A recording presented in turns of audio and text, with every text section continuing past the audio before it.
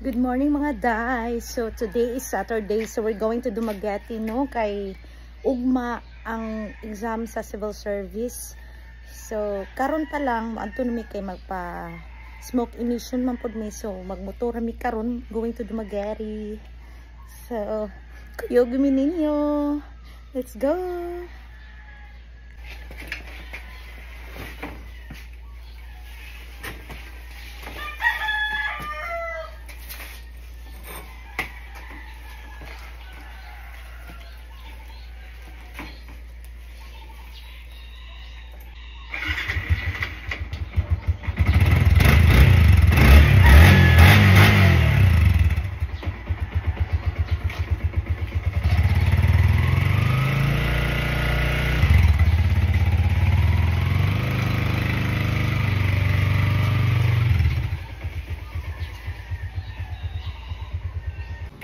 Nagpagas kami,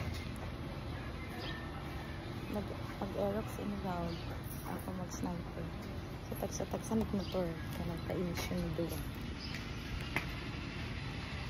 So hello mga guys, so we're here in Dumaguete. Nanamit namin dito sa tayo Freedom House. Stop me tayo magpa-photocopy sa ato sa emission center. So, papatapos sa Miraw, direra ko mag-rate sa motor.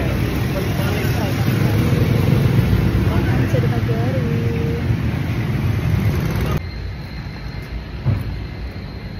So, naamiran sa Robinson. May breakfast sa amin. Sa amin mato sa emission center. Sa next na emission center kaya ang first na mag-ato kay close ulit sa Padu. So before me maato sa emission center ng ikaduwa kuan na lang makaon na sa midaan kay gutom na wala kami pamahal na kuan na 9:30 na. So kami so namin diri sa sulod ningaw pa kay desol pa yung mga tao kay mo-open ang mall kay 10 pa man. Pero pwede na makasulod kung mag-breakfast ka. Kasama na? Sirado, gaga. Basta CR, sirado. Ito na naman CR sa atong kanaan. So, Jollibee pag yun ang open ani guys. So paano na wala open na ang mag-country tea. Open na sila. Tam kaon Japan. Second floor. Sa second floor na lang ko nung di na po siya sa Jollibee. Sa KFC na po kuno siya. Dito ni KFC. Jadi apa tanya?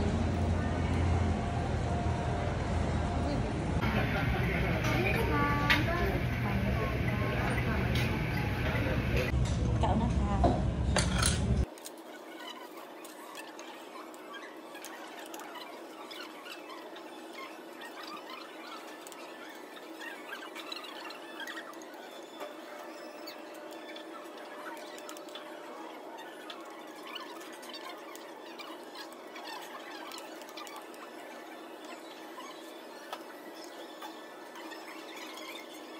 So pag humana mag-breakfast ni adto na dayon mi dinhi sa DGT Motor Vehicle Inspection Center. Unya mga day nabilib jud ko ani nga emission center. High-tech kaayo kompleto. Tanan nga test naa. Ipakita na ko ninyo sa next video. So follow for part 2.